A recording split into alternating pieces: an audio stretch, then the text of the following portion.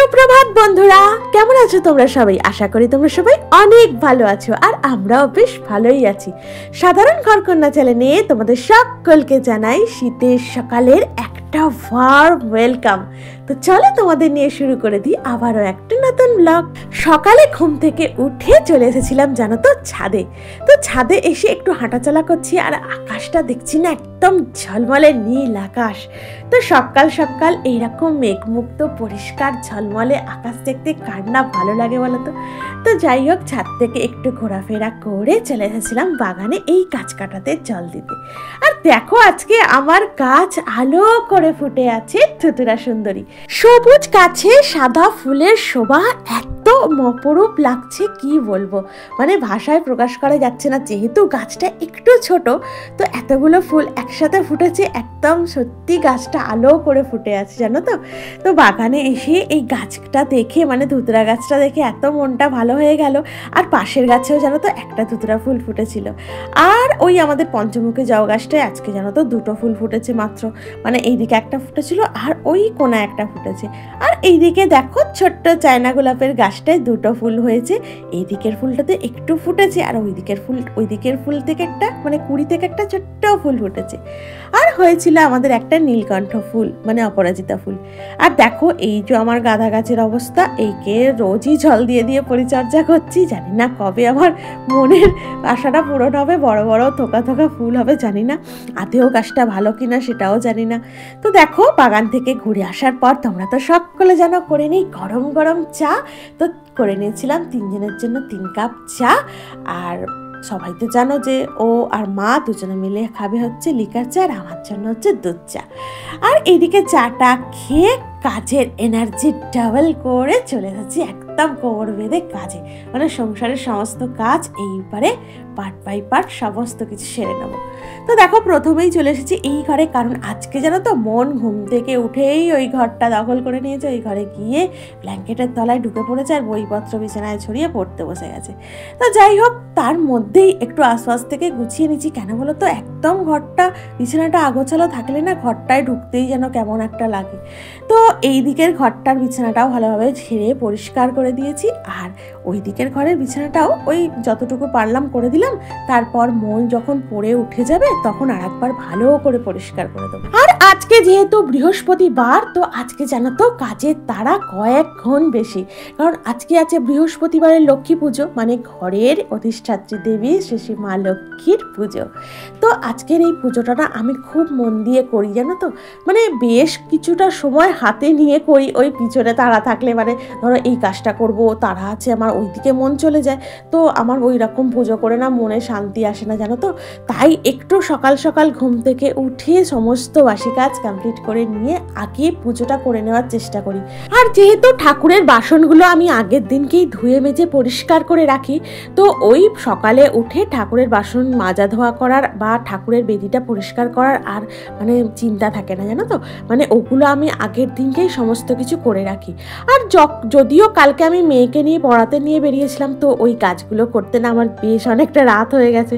মানে ওই ঠাকুরের ওই বেদিটা পরিষ্কার করলাম, ঠাকুরের বাসনগুলো ধুয়ে রাখলাম, ওইগুলো করতে করতে বেশ খানিকটা রাত হয়ে গেছে।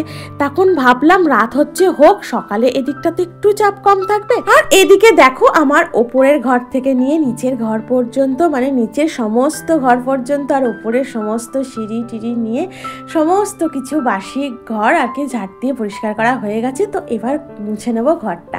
তো এই ঘর দরগুলো মুছে নেবার পর আমার বলতে পারো ঘরের সমস্ত বাসি কাজ কমপ্লিট হয়ে যাবে, আর তারপরে স্নানটা সেরে নেবো।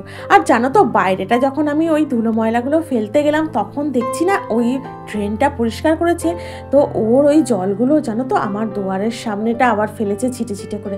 সকালে ঘুম থেকে উঠেই আমি ওগুলো পরিষ্কার করে দিই। সকালে ঘুম থেকে উঠেই বাসি দুয়ারে জল দিয়ে দিই, কারণ ওটাই নিয়ম, সকালে ঘুম থেকে উঠে বাসি দুয়ারে জল দিয়ে পরিষ্কার করে দেওয়া।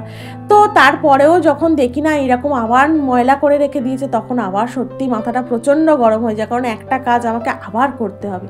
তো দেখলেই তো ওইদিকে ঘরদোরটা মোছামুছি করার পর আবার এক বালতি জল নিয়ে গিয়ে যেন ভালোভাবে ঢেলে দিলাম, কারণ আজকে এমনি বৃহস্পতিবার, আমার ওই রকম অপরিষ্কার জিনিস দেখলেই আমার কিরকম যেন একটা হয়। তো আবার ওই জল টল দিয়ে ভালোভাবে পরিষ্কার করে দিয়ে তারপর গেলাম স্নানে। স্নান টান করে এসে গেলাম ছাদে জামা কাপড় কটা মেলে দিতে। আর এইবার বসে পড়েছি আমি মনটাকে শান্ত করে মা লক্ষ্মীর পুজোয়। আর জানো তো আমাদের যেহেতু বৃহস্পতিবারের মা লক্ষ্মীর ঘট প্রতি সপ্তাহে পাল্টায় না, মানে ওই যে আমি কোজাগরি লক্ষ্মী পুজো করেছিলাম সেই ঘরটা যে পেতেছিলাম ওইটাই মনে করো আমাদের 1 বছর পাতা থাকবে। আবার পরের বছর যখন আমি আবার কোজাগরি লক্ষ্মী পুজো করব তখন আবার যে নতুন ঘরটা পাতবো সেটাও আবার ওই 1টি বছর পাতা থাকবে। মানে মাঝ মধ্যিখানে আমি ঘর তুলে পরিষ্কার করে বা জলটা পাল্টে ফেলতে পারবো না, মানে এটা আমাদের নিয়ম আর কি। তো দেখো মানে যদিও এই ঘরটা তুলতে পারি না কিন্তু ওই ঘরটা আর কি ভালো করে কোনো শুকনো কাপড় দিয়ে ভালোভাবে পরিষ্কার করে দিই। আর তারপরে ওই যে নারায়ণের যে একটা সিঁদুর দিয়ে নারায়ণ আঁকা আছে না, তো ওটাকে আবার করে মানে গুঁড়ো সিঁদুর দিই আবার এঁকে দিই জানো তো। আর তেল সিঁদুর বারবার দিই না, কারণ হচ্ছে তেল সিঁদুর বারবার দিতে দিতে না একটা মোটা আস্তরণ পড়ে যায়, যেটা ওই 1 বছর পর আমি যখন ঘরটা মাজবো তখন একদমই ঘরটা থেকে ওই উঠতে চায় না জানো তো। আর একদম ওই সেই কেমন একটা কালো কালো মতো হয়ে থাকে সিঁদুরগুলো। তো দেখো এদিকে আমার পুজোটাও কমপ্লিট হয়ে গিয়েছিল। আর আজকে প্রদীপ জ্বালিয়েছিলাম জানো তো, ঘি দিয়ে প্রদীপ জ্বালিয়েছি আর উপর দিয়ে একটু কর্পূর দিয়ে দিয়েছি। আর সত্যি বলছি ওই যে একটা প্রদীপ ধূপ একটা পুজো করার যে একটা স্মেল, মানে একদম বৃহস্পতিবার একদম ঘরটা মোমো করে আর মনটা একদম শান্তি হয়ে যায়। আর এইদিকে দেখো পুজো টুজো সেরে চলে এসেছিলাম নিচে, মনের বাপিকে করে দিয়েছিলাম ডাল সিদ্ধ, ডিম সেদ্ধ আর দিয়েছিলাম একটা কলা। আর ও খেয়ে ওর কাজে বেরিয়ে গেছে আর আমি এদিকে চলে এসেছি আমার কাজে, মানে রান্নার দুপুরের রান্নাটার কাজে। আর আমরাও টিফিন করে নিয়েছিলাম সেই সময়, তো তার সাথে করেছিলাম জানো তো একটু আলু ভাজা, মানে ডাল সিদ্ধ ছিল আর আমাদের তার সাথে ছিল একটু আলু ভাজা। আর মনও খেয়ে মন আবার পড়তে বসে গেছে। আর এদিকে আমি রান্নার দিকে চলে এসেছি। আর আজকে করে নিচ্ছি একটু পুঁই শাক ছিল সেই অনেক দিনের জানো তো, ওই শাকগুলো না সত্যি ভালো থাকে, আমি কেটে কুটে মানে বেছে বুঝে আর কি কেটে কুটে রেখে দিই। তো শাকগুলো সত্যি অনেক দিন পর্যন্ত তাজা থাকে, ভালো থাকে না শুধু একদম তাজা থাকে। তো সেই শাকটা মানে ওই পুঁই মিটলি শাকটাই আজকে আর কি রান্না করে নেব। আর জানো তো আধখানা মাছের মাথা ছিল, তো ভাবলাম আজকে তো বৃহস্পতিবার, আবার কালকে শুক্রবার, তারপরের দিন শনিবার, পরপর 2 দিন খাওয়া হবে না। আবার ফ্রিজটারও পরিষ্কার করার ব্যাপার আছে, ভালোভাবে পরিষ্কার করে রাখবো। আবার রবিবার দিন বাজার নিয়ে আসবো, সেগুলোকে আবার ভালোভাবে গুছিয়ে রাখতে হবে। তাই ভাবলাম মাছের মাথাটা আজকে করেই ফেলি। ওই পুঁই শাকটা দিয়ে মাছের মাথাটা দিয়ে আজকে করে ফেলেছি, মানে ও ফ্রিজটা আর কি পুরো গতি হয়ে গেছে আজকে, মানে মাছের ওই যে জায়গাটায় মাছ টাছ রাখি আমি। তো আর মাছ ছিল যেটা সেটা করে ফেলেছি। আর জানো তো আগের দিনের না চিলি চিকেন ছিল একটু, আর মেয়ে তো বলছে আমি মাছ খাবোই না, তুমি আমাকে মাছ দেবে না, আর আমি চিলি চিকেন দিয়েই খাবো আজকে। আর আগের দিনের একটু রাইসও ছিল, তো যেটা এই খাবার আগে আমি একটু গরম করে নেবো। আর এদিকে দেখো তোমাদের সাথে গল্প করতে করতে আমার শাক চচ্চড়িটাও কমপ্লিট হয়ে গেছে। আর এদিকে ভাতটাও করে নিয়েছিলাম। আর মাছটা যে ছিল না, ভাবলাম মাছটা দিয়ে আর ডাঁটা দিয়ে আলু দিয়ে ঝোল করব। তাই এক ছুট্টে চলে গিয়েছিলাম ছাদে, মানে একটা ফাঁকে। তো গিয়ে দেখছি মানে রোজই দেখি ওই ছাদের মধ্যে একটা ডাল কি 2টো ডাল যে এদিকে এগিয়ে এসেছে না, তার মধ্যে 2টো ডাঁটা ছিল। তো তোমাদের আমি আগেও দেখিয়েছি ডাঁটা দুটোকে, তখন একদম ছোট ছোট ছিল। তো দেখো এই 3-4টে মতো ডাঁটা পেরে নিয়েছি, আর মাছ দিয়ে আলু দিয়ে না ঝোল করবো আজকে, দুর্দান্ত টেস্ট হবে। আর এদিকে দেখো মাছটা ভেজে নিচ্ছি ঝোলটা বসানোর জন্য। আর পাশের গ্যাসে দেখেছো তো প্রেসার বসানো, ওতে কি সিদ্ধ হচ্ছে বলো তো, ওতে সিদ্ধ হচ্ছে বিট, গাজর, আলু এইসব। কারণ মনের বাপি আজকে মানে অনেক দিন ধরেই বলছে, মানে আজকে একদম নিয়ে চলেই এসেছে যে ও একটু ভেজিটেবিল খাবে, মানে ওর অনেক দিন ইচ্ছা হচ্ছে একটু ভেজিটেবিল খাবে আর বন্ধু বান্ধবদেরও খাওয়াবে। তো অনেক দিন ধরেই আমায় বলছে জানো তো। তো আমি কিছু বলছি না, কারণ ওই সন্ধ্যের দিকে তো ও তো ওর কাজে ব্যস্ত থাকে, এবার আমাকে তো মাঝে মধ্যে মেয়েটাকে নিয়ে বেরোতে হয়। তো এইগুলো জানো তো সন্ধেবেলা একটু ফাঁকা টাইম না হলে না করা যায় না জানো তো। এ কাজে ব্যস্ত, ও কাজে ব্যস্ত, তো আমি করবোটা কার জন্য বলো তো।